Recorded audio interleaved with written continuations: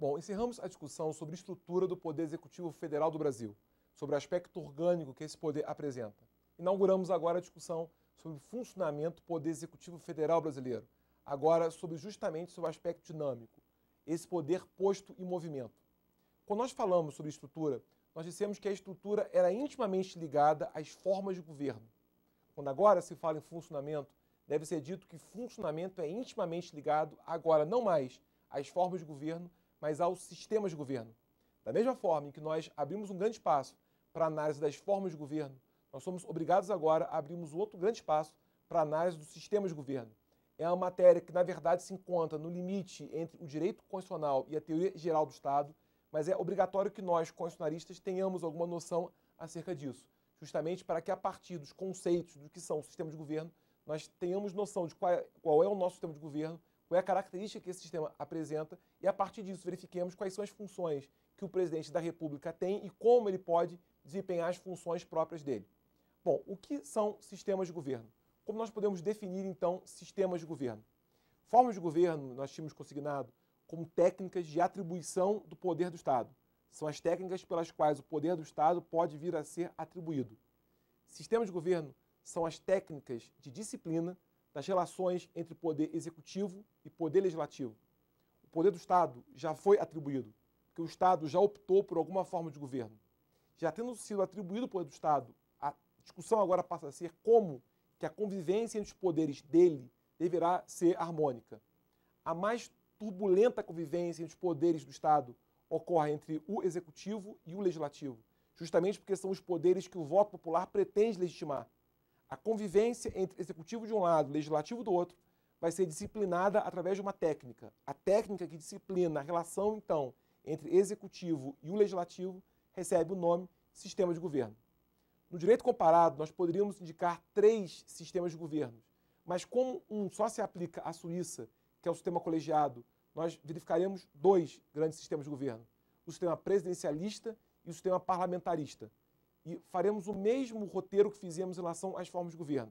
Quero primeiro estabelecer com os senhores o conceito do que é presidencialismo, do que é parlamentarismo, depois as características próprias de um e de outro, e depois até teceremos alguns comentários um pouco mais aprofundados sobre parlamentarismo, tendo em vista a proposta de, até mesmo de Constituição Europeia e a opção pelo sistema parlamentarista, que poderá ser objeto de eventual prova de profundidade muito ampla sobre essa questão, porque pode haver algum questionamento sobre o parlamentarismo europeu e o modelo de parlamentarismo que a Europa agora segue. São questões que os cursos não costumam falar, mas no estudo aprofundado constitucional devem ser abordadas. Bom, em primeiro lugar, qual é a conceituação de presidencialismo e de parlamentarismo? Podemos começar dizendo que no presidencialismo nós temos um poder executivo unipessoal. Por que poder executivo unipessoal? Porque o presidente da República acumula as 2 funções próprias do poder propriamente executivo, que ele é o chefe. De um lado, a chefia de Estado, do outro lado, a chefia de governo. Quero só lembrar aos senhores que chefia de Estado compreende um feixe de atribuições de representação. Representação do Estado, ora dentro, ora fora dele, mas uma representação interna ou externa do seu Estado. Chefia de governo, na verdade, não representa um feixe de atribuições de representação, mas sim um feixe de natureza político-administrativa, ou seja, de direção do governo e direção da própria administração pública.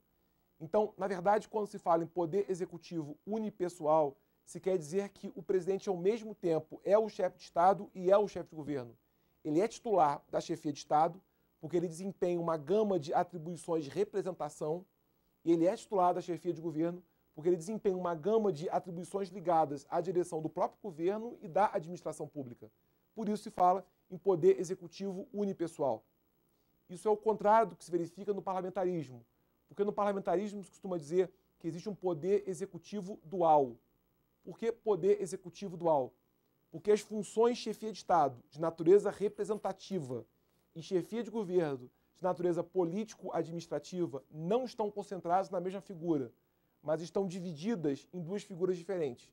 Chefia de Estado com um, chefia de governo com outra. A chefia de Estado é titularizada pelo presidente da República ou pelo monarca, até porque parlamentarismo é compatível com monarquia. Ou seja, se a situação for de república, chefe de Estado será o presidente. Se a situação for de monarquia, chefe de Estado será monarca. Ao passo que a chefia de governo será ela disposta pelo primeiro-ministro, ou termo equivalente. Ou seja, o chefe de governo será o primeiro-ministro ou termo equivalente a isso. Peço cuidado aos senhores por uma questão terminológica. Vejam que eu disse que chefe de Estado será o presidente da República ou o monarca. E o chefe de governo será o primeiro-ministro ou termo equivalente. Não cometam, por favor, alguns equívocos que vários livros cometem, de chamar monarca de rei, ou primeiro-ministro só por esse termo. Tome o cuidado de assim afirmar. Chefe de Estado é o presidente da República ou o monarca. Não é obrigatoriamente o rei, porque eu não sei se a monarquia tem a forma de reino. Esse monarca será rei se a monarquia tiver a forma de reino, mas ele poderá ter outros títulos. Eu poderei chamar esse monarca de imperador, se porventura for o império, por exemplo, o Japão. Eu poderei chamar esse monarca de príncipe, se porventura essa monarquia for um principado, por exemplo, Mônaco. Eu poderei chamar esse monarca de duque, se porventura essa monarquia for um ducado, por exemplo, Luxemburgo. Então é melhor se falar em monarca e não entrar no mérito se ele é rei ou não, embora a grande maioria do mundo da monarquia seja de reino, Espanha, Inglaterra, etc. Mas é mais interessante falar monarca, para que nós possamos com isso compreender todas as formas de monarquia, reinos, impérios, ducados, principados, etc. Mesmo cuidado deve ser tomado em relação à chefia de governo. Se diz que a chefia de governo foi dada ao primeiro-ministro, ou termo equivalente. Nós estamos acostumados a falar primeiro-ministro por influência britânica, prime minister, mas nem sempre o termo utilizado é primeiro-ministro. Vocês vão poder encontrar outros termos. Por exemplo, na Espanha não há essa expressão. Na Espanha se fala em presidente do Conselho de Ministros. Por exemplo, a Alemanha não tem essa expressão. Na Alemanha se fala chanceler. Por exemplo, Israel não tem essa expressão. Israel se fala premier. Então seria primeiro-ministro ou termo equivalente, como presidente do Conselho de Ministros, como chanceler, como premier ou outro qualquer que porventura em outro estado possa ser visualizado. Fato é que no parlamentarismo as funções são separadas e não são concentradas. Presidente da República na hipótese de república, monarca na hipótese de monarquia é o chefe de Estado. Primeiro-ministro, ou qualquer que seja o termo dado a ele, é o chefe de governo. Colocados esses conceitos, vamos para as eventuais características próprias da República e da monarquia. Vamos começar com a República, vamos começar com parlamentarismo, presidencialismo, depois monarquia, parlamentarismo, etc., o que pode ser falado acerca disso. Foi colocado que presidencialismo nós temos poder executivo unipessoal e que, na verdade, o presidente da República seria ao mesmo tempo chefe de Estado e chefe de governo. Pode-se, então, dizer que no presidencialismo nós encontramos duas características. Uma é a separação de poderes e outra é a irresponsabilidade política. O que significa a separação de poderes e o que significa irresponsabilidade política? Bom, a primeira característica que o presidencialismo possui é a separação de poderes. Separação de poderes, na verdade, quer dizer que não há predomínio do poder executivo sobre o poder legislativo e vice-versa. Nenhum poder prepondera sobre o outro.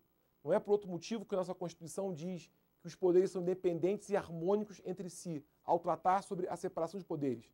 Porque não pode haver, sobre modo qualquer, predomínio do executivo sobre o legislativo ou, ao contrário, do legislativo sobre o executivo. Deve ser mantida, na medida do possível, a harmonia total entre os dois poderes, para que justamente a técnica de convivência entre eles se opere de modo perfeito. Então, quando se fala em separação de poderes, se quer dizer isso. Não há predominância, prevalência de um poder sobre o outro. Mas também se fala em irresponsabilidade política. Irresponsabilidade política quer dizer que a conservação do governo não depende da confiança do parlamento. O governo é parte integrante do poder executivo, tanto quanto a administração pública também o é. Parlamento é o próprio poder legislativo. A conservação do governo não depende da confiança do parlamento. Ter a confiança ou não ter a confiança do parlamento é irrelevante para a conservação de um governo. O que importa é se o governo foi condenado por crime comum, por crime de responsabilidade. Enquanto não houver condenação definitiva por alguma ilicitude penal, crime comum, político, administrativa, crime de responsabilidade, o governo se mantém, com confiança ou sem confiança de quem quer que seja. Então, quando se fala em presidencialismo, se quer dizer isso. poder executivo unipessoal, marcado por duas características: separação de poderes e responsabilidade política. Separação de poderes, não há predomínio do poder executivo sobre o poder legislativo. E, além disso, existe irresponsabilidade política. A conservação do governo não depende da confiança do parlamento. Isso é ao contrário do que ocorre com o parlamentarismo, porque no parlamentarismo foi dito que existiria poder executivo dual e haveria uma separação radical entre as figuras da chefia de Estado e da chefia de governo. O chefe de Estado seria o presidente da República ou o monarca. O chefe de governo seria o primeiro-ministro ou o termo equivalente. Isso, então, nos leva a crer que as características devam ser opostas. Não se fala mais em separação de poderes, mas sim em colaboração entre poderes. Também não se fala mais em irresponsabilidade política, mas sim em responsabilidade política. Os poderes não são separados, os poderes atuam em colaboração. E não se pode dizer que politicamente haja uma irresponsabilidade, mas ao contrário, politicamente os envolvidos respondem pelos atos que praticam. É interessante que nós possamos aprofundar o máximo possível isso, porque creio que no futuro deva haver alguma questão de concurso público sobre essa dúvida, justamente porque hoje a Europa discute muito a questão do parlamentarismo europeu e do modelo melhor que deveria ser tomado em futura Constituição Europeia sobre essa questão. O que significa a primeira característica? A chamada colaboração entre poderes. Separação de poderes significava que não havia predomínio do poder executivo sobre o legislativo e vice-versa. Colaboração entre poderes significa que no parlamentarismo há predomínio do poder legislativo sobre o poder executivo. É equivocado se dizer que no parlamentarismo os poderes são independentes e harmônicos entre si, porque há o predomínio de um poder sobre o outro. O legislativo prepondera sobre o executivo. Não é por outro motivo que John Locke já falava em supremacia do parlamento. E também não é por outro motivo que, até por influência lockeana, os autores britânicos não falam em supremacia da Constituição, mas supremacia do próprio parlamento, porque o parlamento é supremo em relação ao governo. Há predomínio do legislativo sobre essa parte do poder executivo. Então, a colaboração entre poderes. Bom, a colaboração entre poderes nos conduz a outra característica, conhecida então como responsabilidade política. E responsabilidade política significava que a conservação do governo não dependeria da confiança do parlamento. Responsabilidade política significa o oposto. A conservação do governo depende da confiança do parlamento. Isso justifica por que o parlamento é supremo em relação ao governo. Ora, se o governo depende da subsistência dele, de ter a confiança do parlamento ou não, está nas mãos do parlamento a manutenção do governo. Então o parlamento se coloca numa posição acima do próprio governo, porque ele é senhor da subsistência do governo ou não. Porque dependendo da confiança que ele tenha no governo, ele mantém esse governo ou não mantém. Então, de certo modo, a colaboração entre os poderes repercute diretamente na responsabilidade política. Então, colaboração entre poderes. Há predomínio do legislativo sobre o poder executivo. Por quê? Porque há responsabilidade política. Responsabilidade política é a situação na qual a conservação do governo depende da confiança do parlamento. No próximo bloco, nós vamos aprofundar mais essa questão de responsabilização política, verificando quais são os instrumentos pelos quais se afere essa confiança. No parlamentarismo, confiança é uma palavra-chave, que é alguma coisa que no presidencialismo parece praticamente irrelevante. Mas no parlamentarismo é fundamental ter confiança do parlamento para se manter. Então temos que incluir alguns mecanismos aqui de aferição de confiança. Vamos então estudar quais são os mecanismos encontrados em direito comparado de aferição de confiança, para que então nós com isso possamos voltar para o caso brasileiro, verificarmos qual é o nosso sistema de governo e aí sim partirmos para como funciona no Brasil o nosso sistema de governo. Como o presidente brasileiro atua, como chefe de Estado, como chefe de governo ou com as duas figuras, dependendo de qual seja o nosso sistema de governo. Nosso próximo bloco, então, continuaremos com a análise dos meios de aferição de confiança do parlamento em relação ao governo.